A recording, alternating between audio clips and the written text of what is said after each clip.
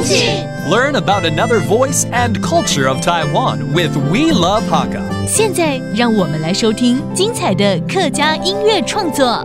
Yo, what's up? It's time for the Hakka song on ICRT. I am Joseph Lin, and over the years, we've introduced different genres of Hakka music, including folk, R&B, jazz, and even hip-hop. What about EDM? Here's a band with that genre. It's Flamebug.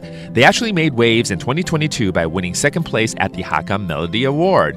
And they also host a Hakka radio show where they share all things music. Now, in 2023, they released this song called Apoge Lo Fo Fong, which translates to Grandma's Old Kitchen, blending in upbeat EDM with Hakka melodies to capture the cherished memories of childhood moments spent together with their grandma in the kitchen. Let's take a listen.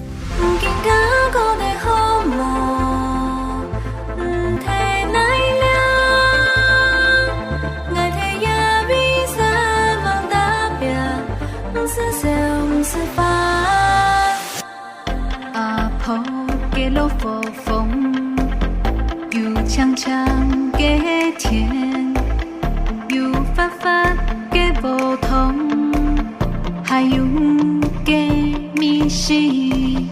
Apoge lo fo fong, yu hyung hyung ge fa, yu qing qing ge bi thông, hai yu hang ai ge sa. 梦的波有看到亮亮的笑容，今天过得好梦，太难了，爱太也比赛忙打拼，不是笑不是烦。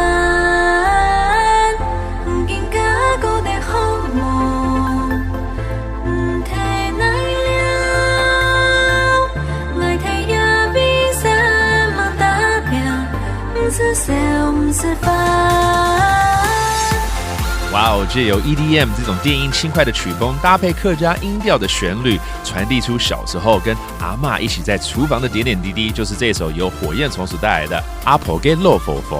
你知道吗？他们来自屏东六堆，除了2022年获得客语新曲奖第2名之外，他们还在客语电台担任主持人。所以对他们如果好奇的话，也可以来收听他们的节目哦。Don't you love all the different music genres we're introducing here on We Love Hakka? Hope you enjoyed that one by Flamebug. I'm Joseph Lin, and we'll see you next time.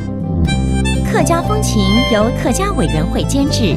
We Love Hakka has been brought to you by the Hakka Affairs Council.